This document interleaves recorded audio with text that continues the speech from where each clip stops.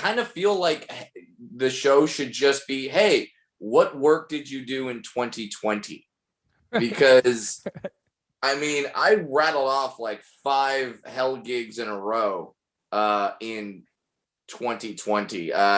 So like, because yes, as you wax poetic about like, oh, remember the early days of your career? I'm like, no, I remember last year just trying to pay my mortgage during a pandemic and pay for diapers for my child. That's when I'm like, okay, Zoom comedy shows. And even worse than Zoom comedy shows, I found the gig that's worse than the Zoom comedy show. The Zoom corporate gig.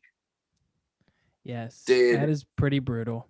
3 of those, and all went about as good as you would expect them to go, which is horrible. I heard a great quote about comedy recently that finally like summed it up, and I think it's really appropriate for these hell gigs. Is Conan O'Brien on his podcast described comedy the way other people view comedy, as everyone views comedy like a refrigerator, whereas you just plug in the refrigerator and it gets stuff cold. Like, it just works. It does the thing that it does. Everyone just kind of assumes that comedy is the same way. Like, oh, you just plug in comedy and there's comedy. And it's like, to an extent, but for the most part, there needs to be many things that happen that allow comedy to do its best work. And many gigs that I'm sure have been talked about on this show, and especially corporate gigs, don't plug any of those things in, and they just expect comedy to work. One thing about the Zoom corporate gig that I did, I had done a couple of Zoom shows, which I felt like I found the sweet spot. The way to make Zoom comedy shows work is that you unmute like maybe like 10 to 12 people, and so just to have that laughter, you let them know they are not that we can hear them, and you just kind of say, hey, your job is to, like, you have to drive this show. It's laugh, shut up for you. That is it. It's laugh, shut up. That is all you are allowed to do. Laugh, shut up, to quote Todd Glass. So yes, and we did that for a Zoom corporate gig, and I let the people know, hey, this is what you do. And the person who organized the gig was very, very enthusiastic about that. She emphasized that to all the people involved, and she was very like, no, this is how we make this thing work. Only you guys will be unmuted. But then she proceeded to have basically her entire family watch the Zoom show, and she also insisted on being one of the ones who was not muted. And in her family was kids, and kids, not only do they raise eyebrows if I do a joke about a donkey punch or a dirty Sanchez, and they have questions about that, kids also ask a lot of questions, and of course they do. They're in their own house, like they think it's a TV show where you can turn and talk to the adults and stuff like that. I totally get it. I don't blame the kids. Who I blame is this person who, after being so emphatic that they were going to monitor this and like not just had the kids talking like the whole time, and she's the one signing the check, so I can't be like, hey, shut the fuck up. Like I can't do that to the kids and to the person who's signing the check. And at the end of the show, she's just like, I think that went really well. I'm like, did you? Yeah. God, what is it? What is it about people, especially corporate things, and particularly corporate Zooms, where they just think it is that sort of plug and chug mentality? Like, yeah, is it just because they don't know? They're not in the business? Is that what it just comes down to?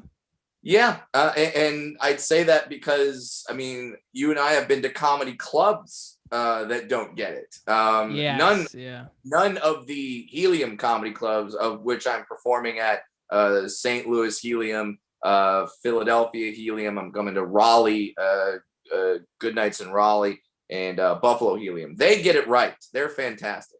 But some clubs, which a couple remain nameless because I still kind of need money, But like they have the bar that's not quite in the back of the room that makes margaritas during your set. So you're just like, so I said to that guy to, and you're just like, okay, I'm competing with the margarita machine. I like it's there's the comedy club that when there's a big game going on, they will put the sporting event on the TVs in the showroom. Sometimes they pull down the big screen. They'll put the sporting event on the TV in the showroom. But then as the comic, you're like, this sporting event is not going to end by the time my show starts. So, and then sure enough, in the third quarter, fourth quarter, right when the game's about to be like, they turn it off. All right, time for the show. And by that time, the whole room is invested in the game. So they're like, fuck that. No, put the game back up. Like, it's so like you would think that comedy clubs would know what to do. So it's not surprising to me at all that corporate gigs have no idea what the hell they're doing, because some comedy clubs don't know what the hell they're doing in terms of creating the show atmosphere that makes comedy the best. I mean, there was a gig I did in San Diego, not the American Comedy Company, not the La Jolla Comedy Store, a different one, where they had the host of the show. He was a guitar comic, and he was on stage. The club owner thought it'd be a great idea if the host did comedy as people walked in. So my God. So by the time the show started at 7, he had been doing comedy for an hour. He had been on stage for an hour, and some people who had been there at 6 o'clock had seen him for an hour. So by the time I got on stage at like 7:45, that's an hour and 45-minute show. They're done. They're tired. They're like, okay, we saw a 2-hour movie, and now, like, imagine if the previews lasted 2 hours at a movie and then Avatar started. You're like, no, I'm not. I'm done. I got shit to do. So yeah, that was a good one where and also the host wasn't using his best material for that hour because he wanted to save his best material for his actual allotted set of 7 o'clock to 7:10. So he's just doing the worst crowd work. And I mean, don't get me wrong, God bless him. He's doing his best. I'm sure when I was at host level, me doing an hour before the show would have been fucking horrible. So I'm not blaming the comic. I'm just blaming the situation that he was put in. Like, have the host, which, let's be honest, if you're going from the hierarchy of the skill level of the comedians in the United States, the host is normally, I don't want to say the worst, but you know what I mean. You know what I mean? Like, it's the newest person usually. Yes. Which is crazy because it may be one of the hardest jobs. And they go, 6 months in, get over here. You're hosting. It's one of the hardest jobs. Overseas, they do it kind of, they do it to where the host is like the feature spot. And sometimes the host is even the headliner spot. And it's more like the headliner does a half hour, brings on the middle act, I guess, and then does another half hour after that. So it's like there's different ways that they do it, which who knows what's right and what's wrong. But yeah, to have the guy that's lowest on the totem pole do an hour when people are being sat and wondering what's going on and ordering and get like all it was just like, I always want to sit back and go, in what world did you think this was going to go right? Like, right. Yeah, exactly. How did you envision this going? Whereas like there was another time where I was doing New Year's Eve, and New Year's Eve for a comedy club and a comedian is always just like, you just keep thinking about the paycheck. That's it. Because it's almost always a shit show. And there's so many ways that you can mess up a New Year's Eve show. And there's so many ways, but there's only one way you can really do it right. And it's amazing how many clubs and gigs do not do this. Whereas it's like, oh no, we'll pass out noisemakers at the beginning of the show at 10:30. It'll be fine. Oh my God. People will ignore their noisemakers for an hour and a half, and they'll just grab them at midnight. It's like, no, pass them out. Here's how every New Year's Eve show should go. Okay. I hope comedy club owners are watching this, and comedians are watching this too, so they can know what should happen. Show goes from maybe like 10:30, starts at 10:30. Headliner, whenever the headliner gets on stage, headliner starts. Headliner goes till about 11:55, 11:57, maybe. Headliner stops. Thank you. Hey, it's time for the countdown. Lower the screen. Cool. Screen comes down. Invite all the other comics up on stage. Hopefully you all get a mic. Do like 2 to 3 minutes of crowd work. Countdown. 5, 4, 3, 2, 1. Happy New Year. Confetti. Balloon drop. Kiss a consenting adult. Champagne. Noisemakers. Awesome. While the comic is doing the crowd work, that's when they should be passing out the noisemakers, passing out the glasses of champagne. That's when all that happens. So that's how a show should go. 5, 4, 3, 2, 1. Happy New Year. Bye. Everyone get the hell out. So I did a show in Sacramento, not at the Punchline. I want to say that because Punchline is a great club. I did a show in Sacramento, and they said, okay, here's what we're going to do. At 11:30, you're going to end the show, and then we're going to clear out the show, clear out the room, and then we're going to decorate the room, and then we're going to have everyone come back in at 11:55, and then we're going to do the countdown. And I remember this conversation where I go, that's not going to work. That's not going to work. And they were like, well, no, of course it's going to work. And I go, no, they're going to leave. They're going to look at their watches. It's going to be 11:30, 11:20, whatever the time is. And they're just going to leave. Or they're going to, because where this club is, it's a very vibrant area. There's lots of bars and restaurants and stuff. They're going to go across the street. They're going to go, they're like, no, they're going to come back in. So we do that. We end the show at 11:30. We say, all right, go out, grab a drink, come back at 11:55. We'll do the countdown. It was a sold out show. The countdown had maybe 7 people that came back in. They all did exactly what I said they were going to do.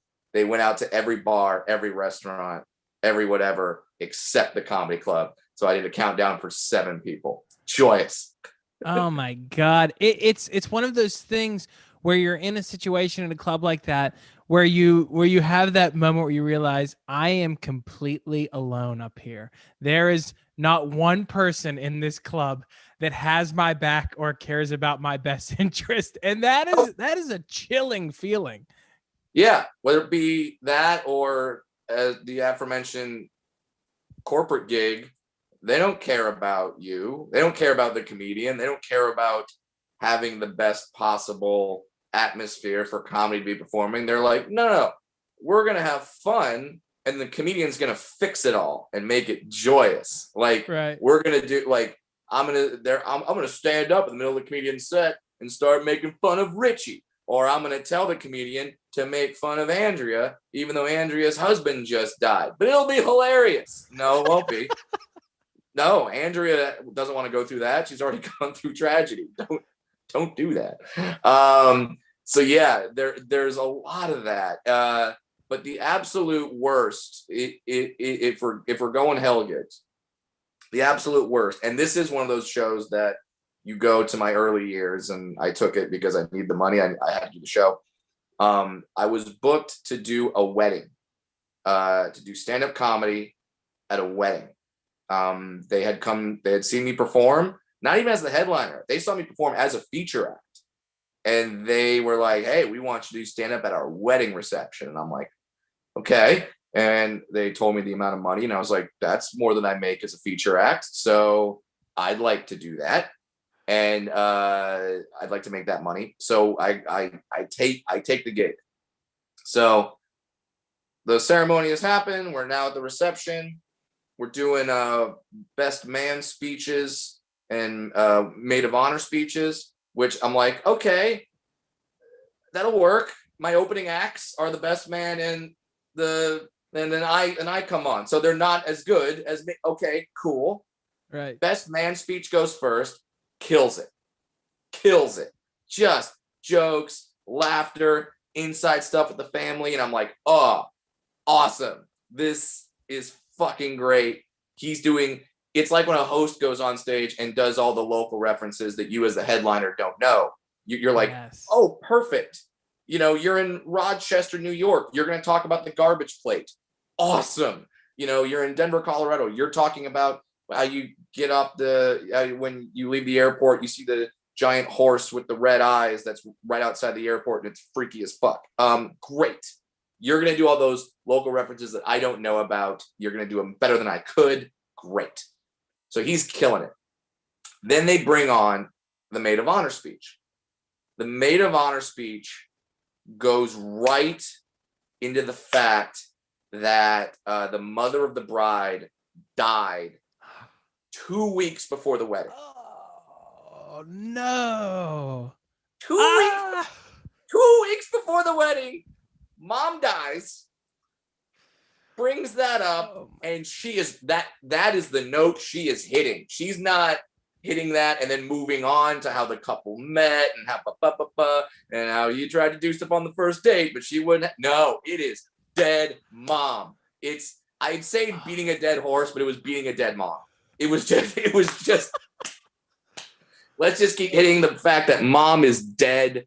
And apparently she didn't die like it was a long battle with or whatever. No, she was healthy. This was out of nowhere. I think it was an accident of some kind, like just an utter tragedy, a horrible tragedy.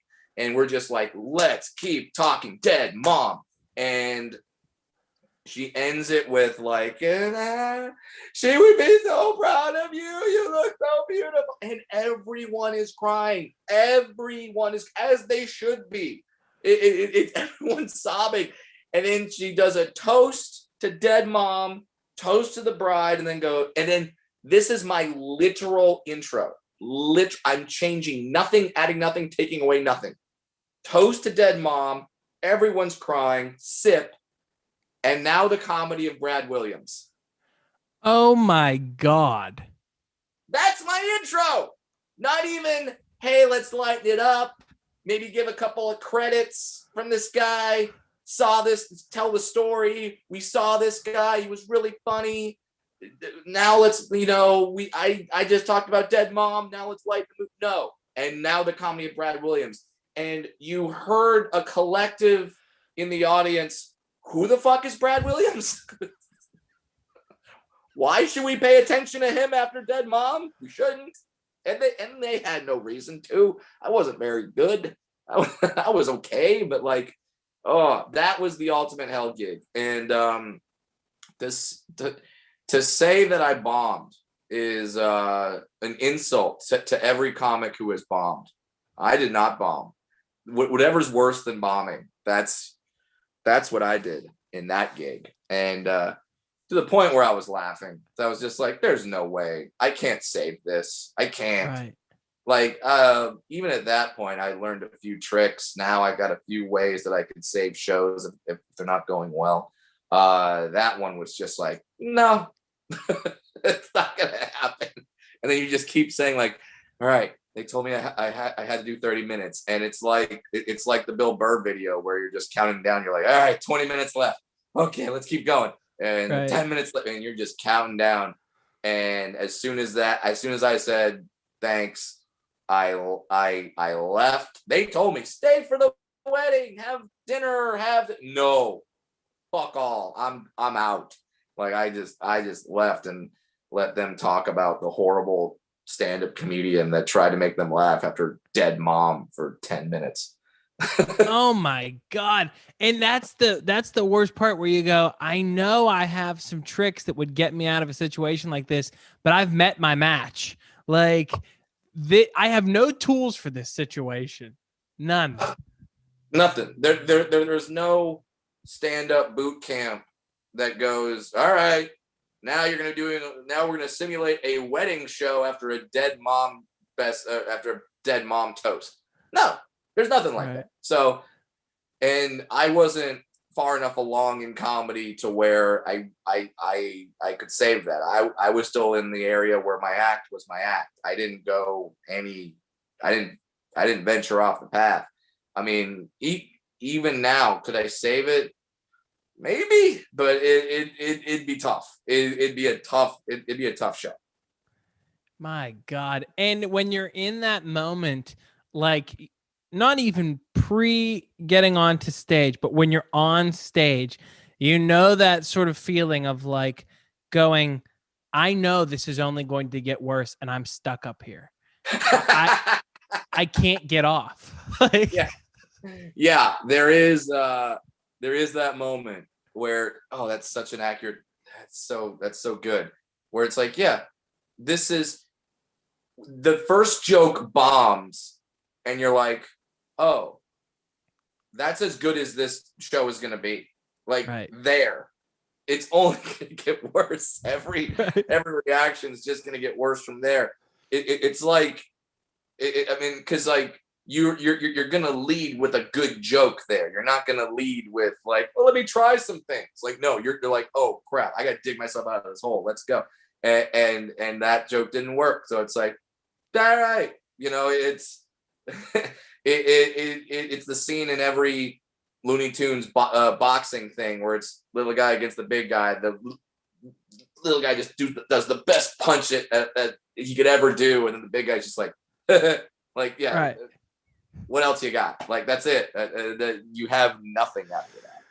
Yeah, you're just standing on stage. Someone once told me no matter how bad it could be, the worst thing that could happen to you is on stage is you die, like actually die. And I think there are times like that where you go, I might actually die.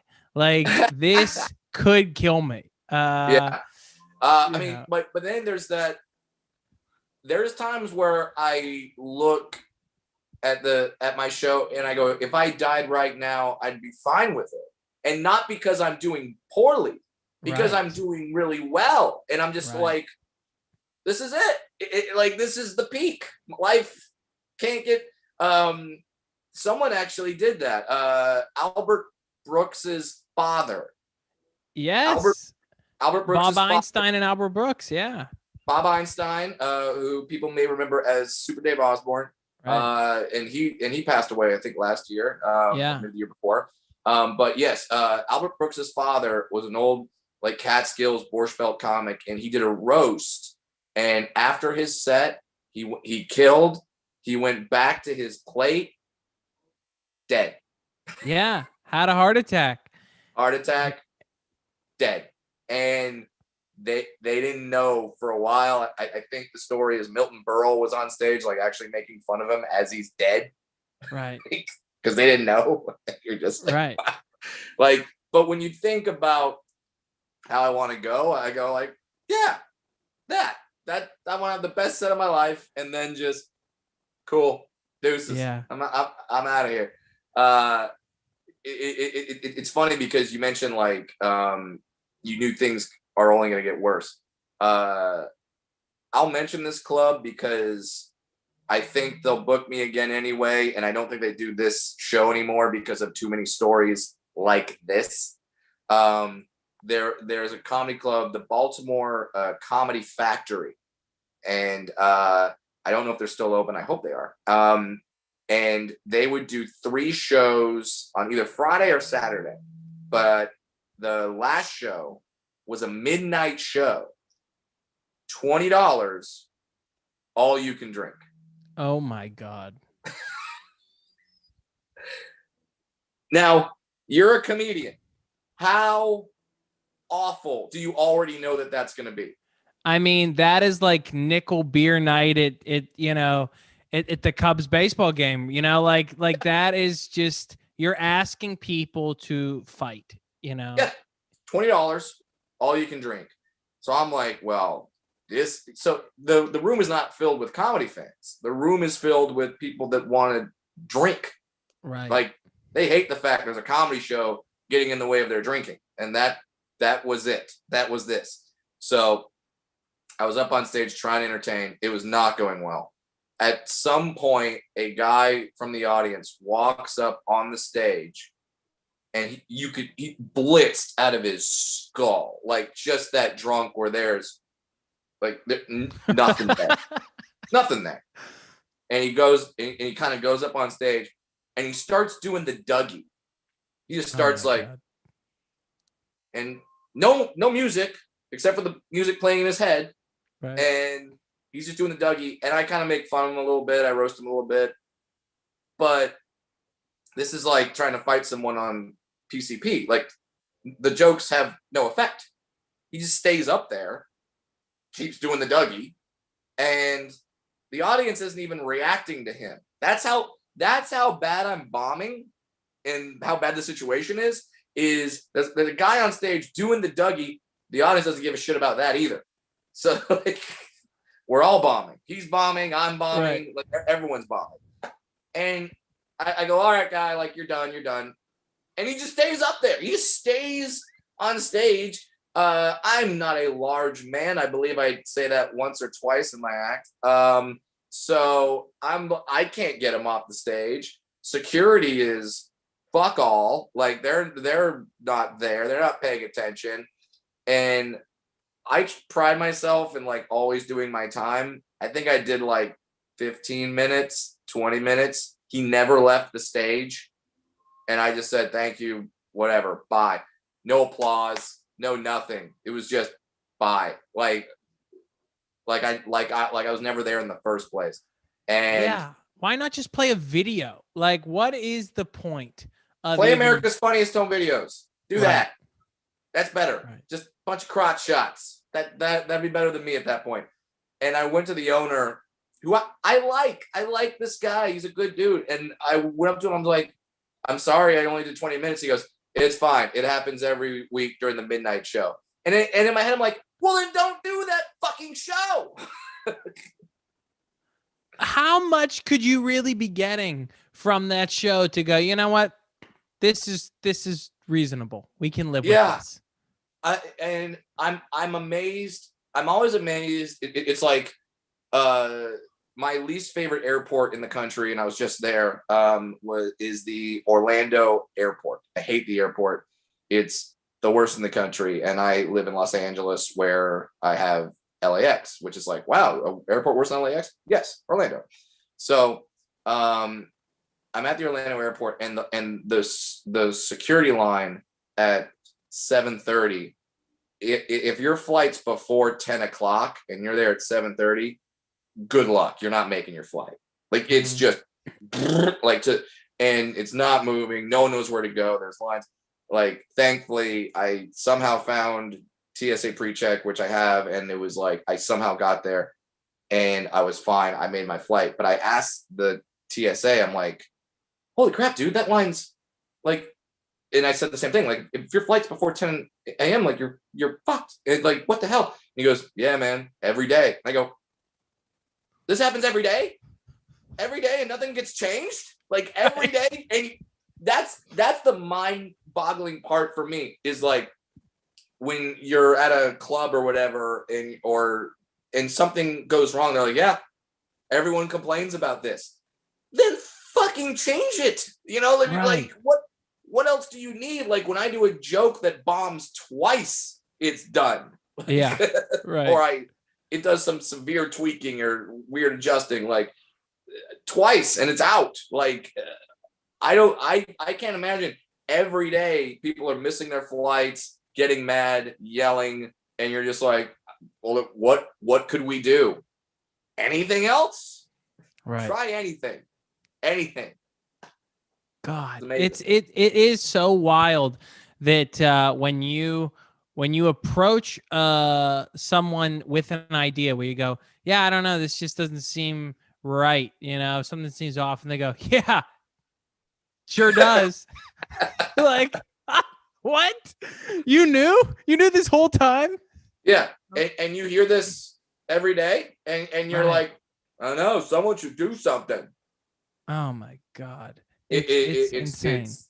It's mind-numbing to me that And then they go like, well, what can you do? Anything else. Right. Anything else. I like, if something is broken, I'm all for, even if the suggestion doesn't work, I'm like, okay, but you tried something. You tried, Right. you know, like, I can go through any number of political issues where I have this opinion. I won't, but yeah, like where I go, hey, could we try something? Like just anything, just because this sucks. So let's just do something. Like, and then they're just Yeah. like, nah, what can you do? I don't know. You're a senator. You think you're a governor? You know, You're you think right. you could do something? You know, Yeah. well, have you tried something? Oh, the comedian. Okay, yeah, I'll yeah. Sorry, I didn't know it was my job because We do that. We do that. We take it on ourselves where we go, I'm bombing. I'm not doing well on this midnight show. I need to fix this. Where yeah, we love to internalize that, but it's them. It's this room, yeah, you know? It's not our fault. You yeah, know? yeah. It's the situation. You know, and but I, as much as I want to talk about like hell gigs, and there's so many, I keep going. I also wanted to make a point on this show, in case other comics are watching, that sometimes a perceived hell gig can turn into the greatest show of your life. Absolutely. And I want to give an example of that. So there's a job in television when there was live studio audiences. Remember live studio audiences when more than 5 people of different households could gather together and anyway, that you kids don't know what I'm talking about. But there, like when there's, so when you watch a sitcom and there's an audience laughing, if there's a real audience, there is a job which is the audience warm-up guy or girl, and their job is to entertain the audience when the show is not being done. And any show that has a live studio audience has one of these comics. If you watched the Pete Holmes stand-up show, he had a job as the audience warm-up guy as on Rachel Ray on the show, Yep. I believe.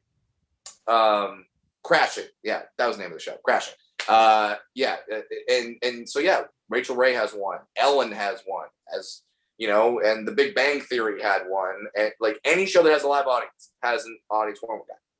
So I got hired to do audience warm-up for a show on country music channel, CMT, and it was called, get this, Collin, get this, called Hulk Hogan's Wrestling with Celebrities. Fuck yes. Look out. Look out. So I'm a wrestling fan, first of all, so let me just put that out there first. So I'm like, Hulk Hogan's Wrestling with Celebrities. They want me to be the, all right, I'll do it. And when I say celebrities, let me tell you the lineup that we had. First of all, Frank Stallone. Okay, he was on it. Not Ian Ziering, but Nikki Ziering. And if you're like, who's that? Exactly. Trishelle from The Real World was on it. Oh my God. Todd Bridges, it was on it.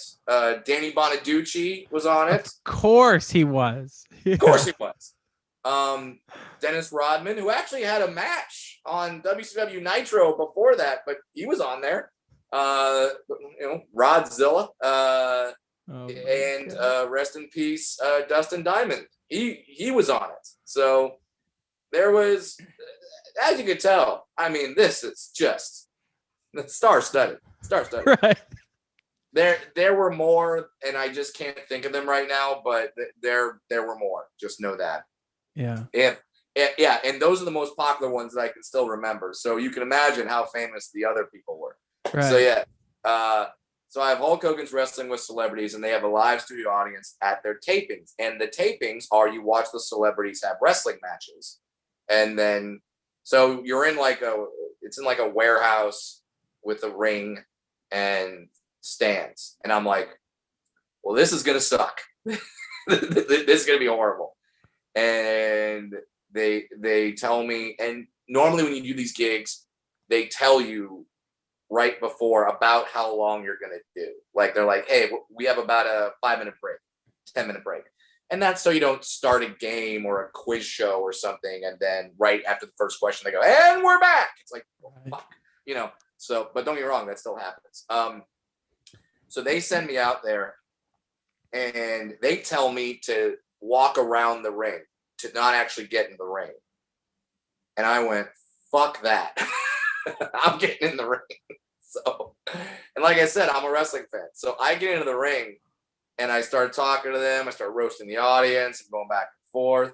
And then I start like cutting wrestling promos, doing wrestling impressions. The audience, and it's killing. It's killing. And I'm like, oh my God. So now I'm in it. I'm like, this is awesome. And I started planning stuff out because I had to be there every week. And so one week I actually had my buddy who has trained to become a professional wrestler in the audience. I had him as a plant, and he started heckling me, saying I sucked. And I was like, well, you think it's so easy? Why don't you come up here? And he comes into the ring, and I wrote some stuff for him so he would bomb on purpose. And he starts bombing. Audience starts booing him because the audience liked me. And so, and many people came back for many tapings. So they would get to know me. And so they start booing him, and he's getting all frustrated. And he just turns with the microphone and hits me in the head. And I go back, do a bump, and now it's on. And now we do a wrestling match. And we had choreographed the whole thing. We do it. It ends with me doing a frog splash off the top rope. The ref from the thing, I had cued him on it. So when I go off the top rope and hit the frog splash, the ref slides in the ring, counts 1, 2, 3. The place erupted like the fucking Lakers had just won the championship. And it was the coolest thing. Hulk Hogan's there because he's the main judge. Hogan into the mic goes, hey, little guy, get up here, brother. And I'm just like I'm the biggest Hulk Hogan fan. And he calls me up there, me and my buddy, and he goes like, holy crap, you guys are like a wrecking crew out there, brother. And he just like starts talking with us. We take a photo together. That photo, it's downstairs in my house, but I am smiling bigger than I've ever smiled at any photo before in my life. And I'm just like, hey, Zach Hogan. Dude, that's insane. This is pre-Hogan publicly using the N-word, just so I throw that out there. It's right, like of course. You know, when he was still on TV, you know. Yeah. Yeah. Right. Yeah. Just want to put that out there. It's like when someone said, you know, I had dinner with Bill Cosby and it was amazing. It was made me laugh. You have to go like, yeah, pre. Didn't know about that. Yeah. But yeah, so that was a gig that I thought was going to be a hell of a gig that turned out to be some of the most fun I've ever had.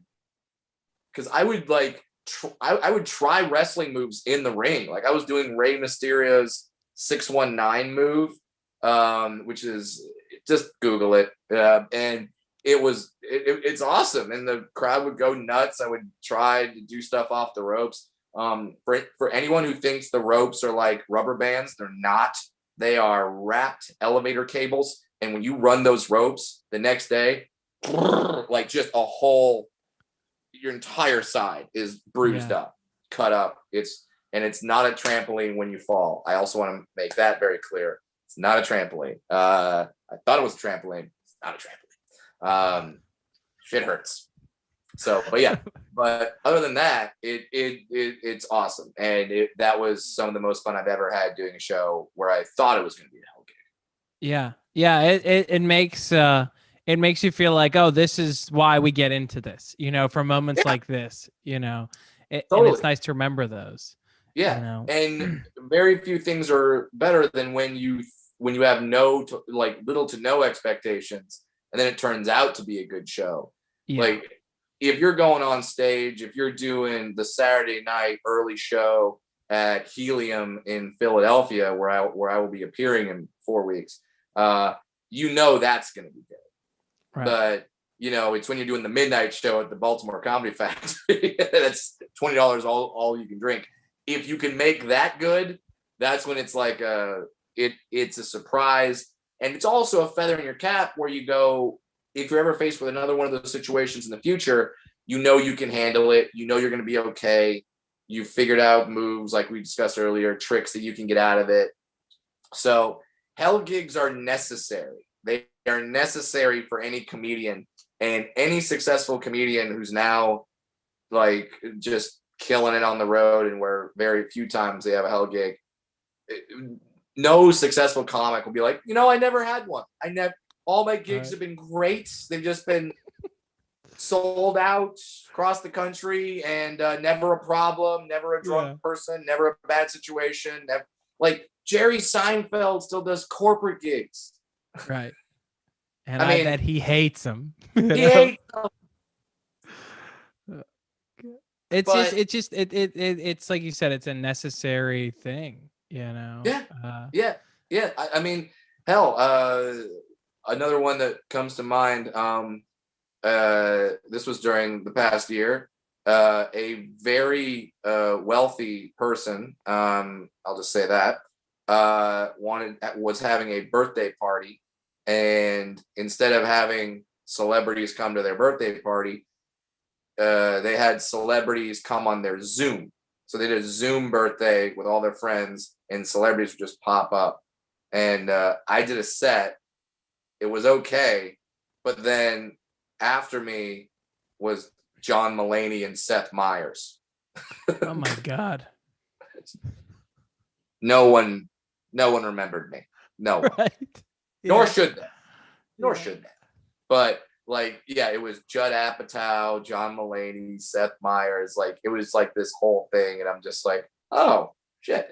But it was encouraging for me to see people like John Mulaney is a comedic hero of mine, obviously Seth Meyers, and to see them do that show is like, okay, so this never ends.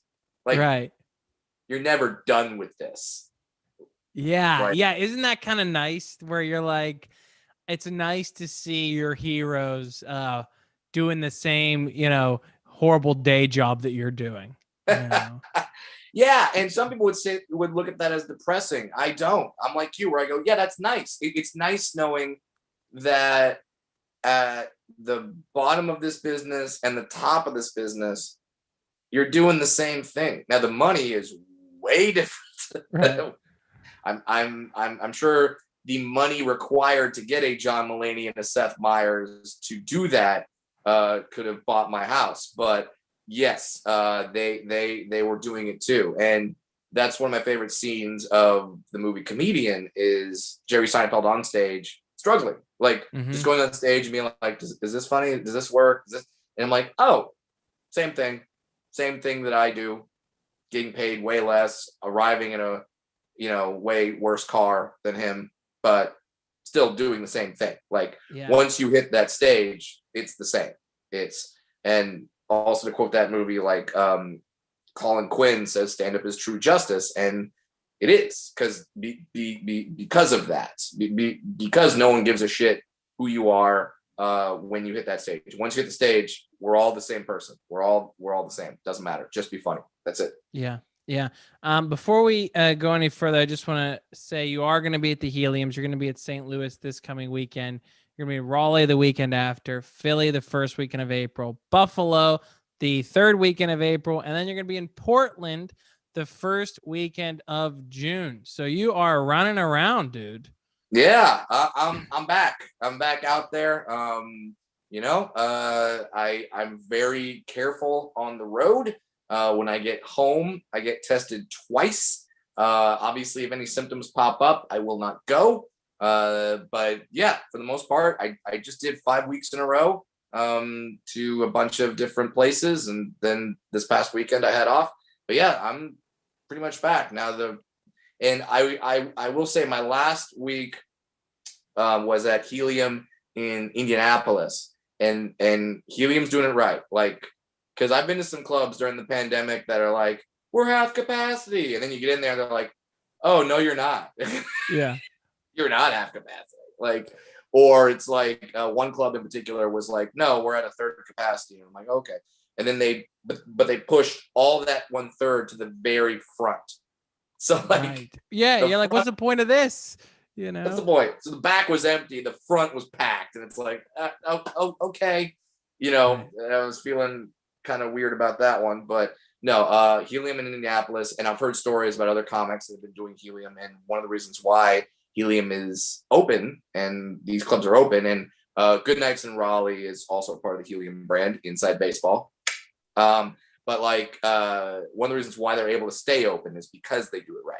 So because they're following the rules, because they're keeping people separated and stuff like that. So I will say that and now, I mean, CDC, we're doing pretty good. We're doing pretty good. I'm not saying go to the show if you're 84 and immune compromised. I'm not saying that. But if you are comfortable, it'd be a hell of a time to go see a live comedy show. Like, hell, they're talking about opening up Disneyland finally here in Southern California, April 1st at 15% capacity. And like, I live with an immune compromised person, and I'm still kind of like 15% capacity. When are we going to have that opportunity at Disneyland? Right. Let's go. It's a pretty short line. That's a pretty short line. 15% capacity. Who wants to ride Space Mountain 20 times in a row? This guy. Let's fucking go. So, but I understand if people are hesitant, and I will respect those wishes. This is the only time ever in my career where I've gotten messages from people and they're like, hey, I know you're coming to town, but I'm not going to be able to see you this time. And I go, cool. Completely understand. Completely understand. Don't want to pressure anyone. But if you are going out, I will say that the Helium clubs are doing it really well.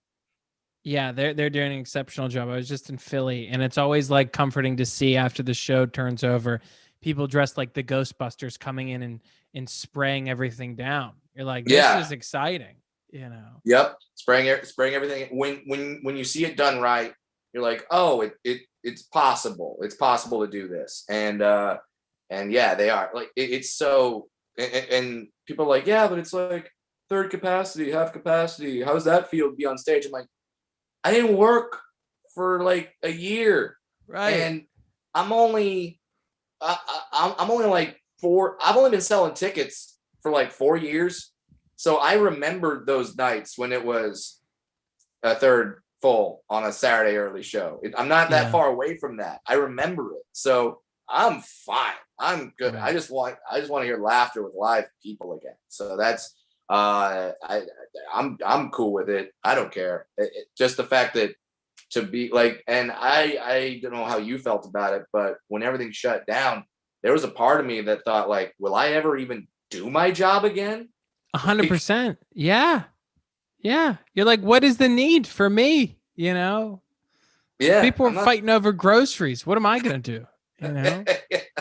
Yeah, and like I was literally calling up a few people that like have businesses. I'm like, hey, you need a manager? You need like a really funny manager. Really funny though. Like I can do it. God. Like that's the worst when you have to look at the resume and you're like, big gap on there.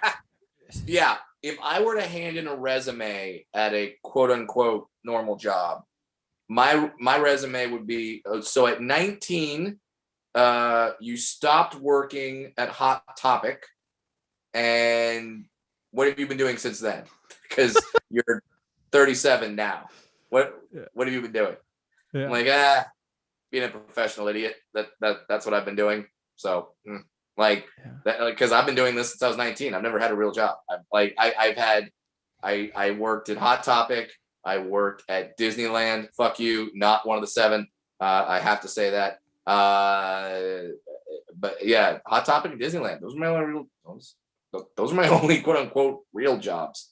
I swept a barbershop floor for a candy bar when I was like 8, but that was it. And now I look back going, they should have actually paid me. I was there for like 4 hours. I swept the floor. I got a Snickers.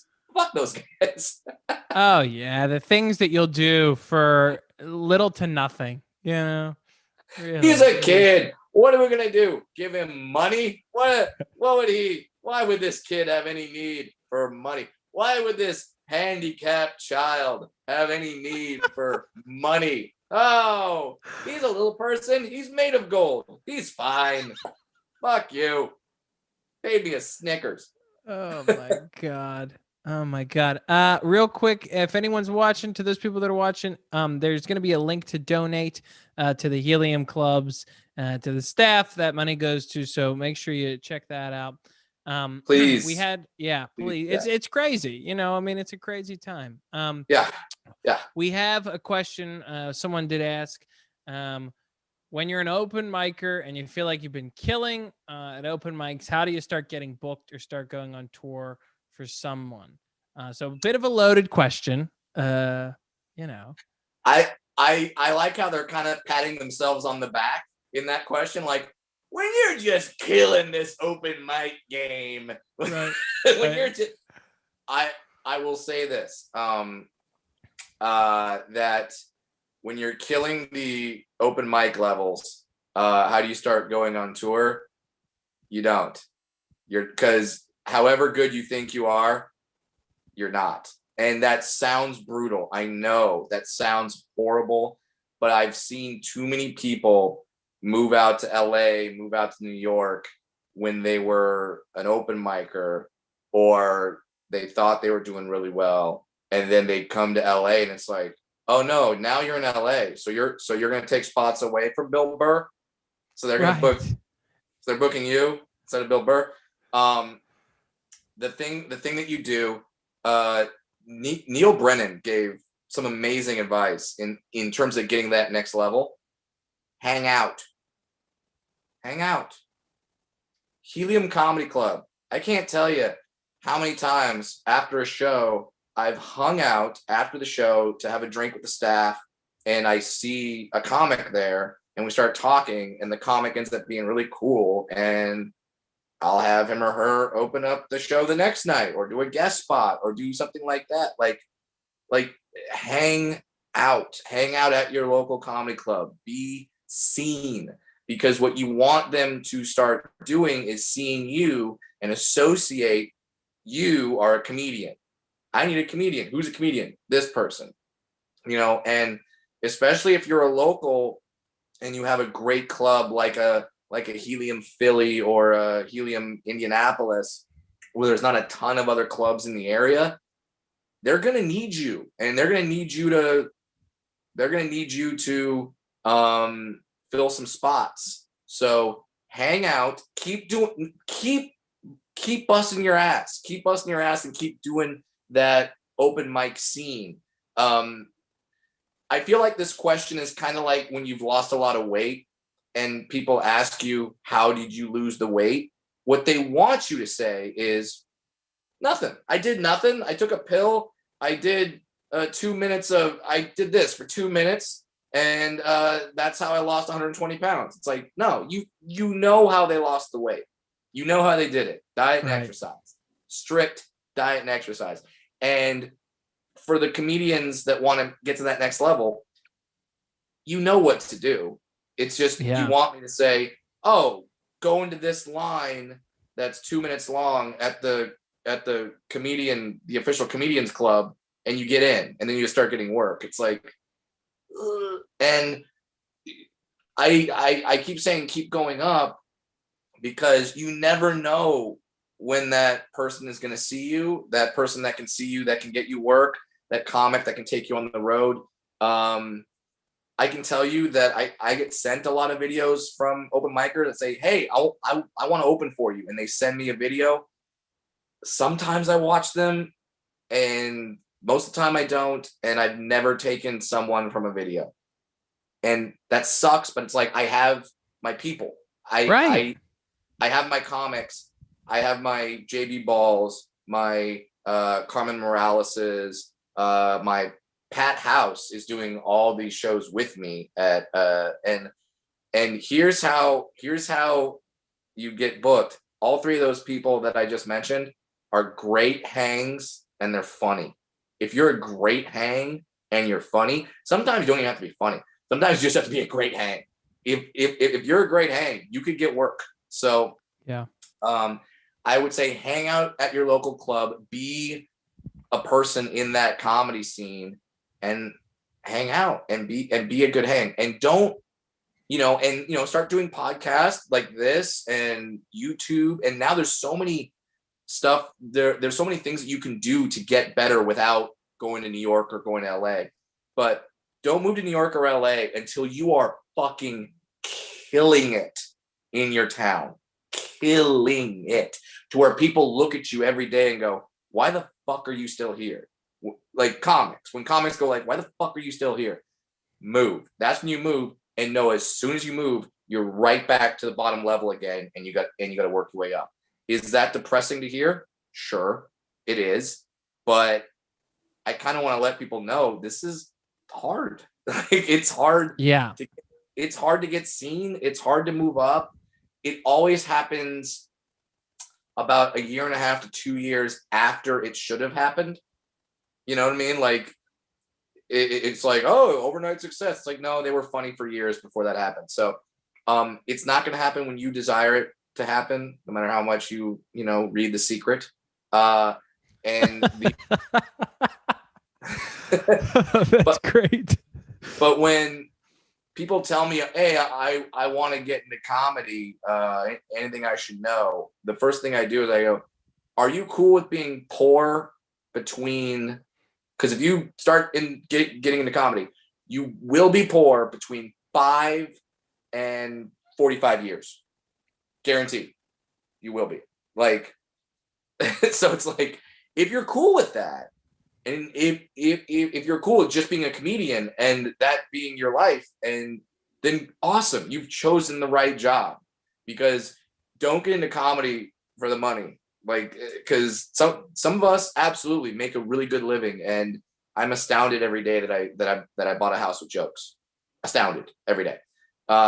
So yes, there is good money in it, but that's not why you should be in it.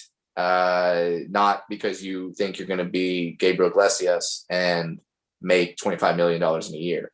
Gabriel Iglesias made that, and that's like him, Kevin Hart, Sebastian. Yeah. It's like, so the ceiling's pretty low, but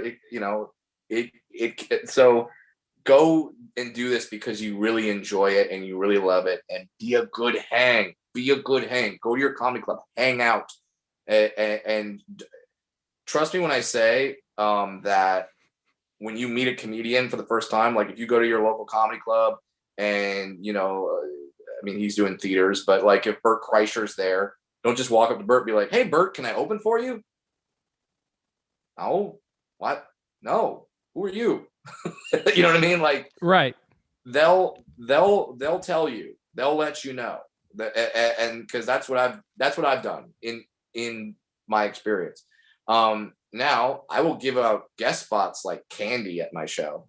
If you're a comedian and you come to my show and you say I'm a comedian, and I go to the host who's probably a local and say, hey, do you know that person?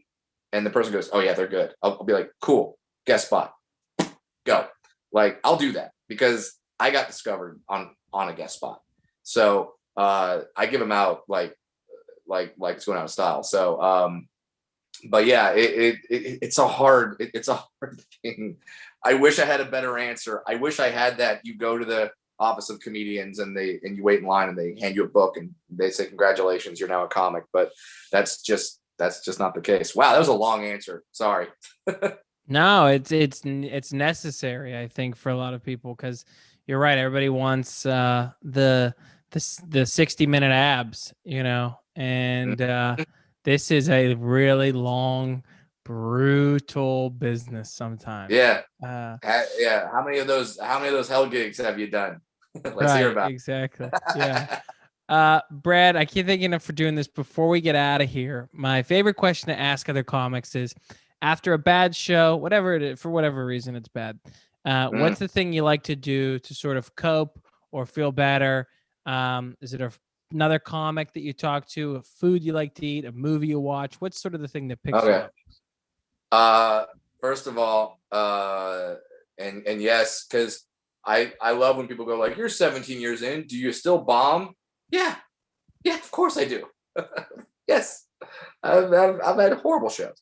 So yes, to answer your question, I will usually talk to some comedian friends of mine, mainly Chris Porter, and I will call Chris Porter and be like, dude, and then Chris always responds with man, and that's always his trigger word that helps him get into whatever. But yeah, we'll talk about our hell gigs. We'll talk about the show. But the main thing is whenever I have a bad set, my immediate thought is I have to get back up on stage.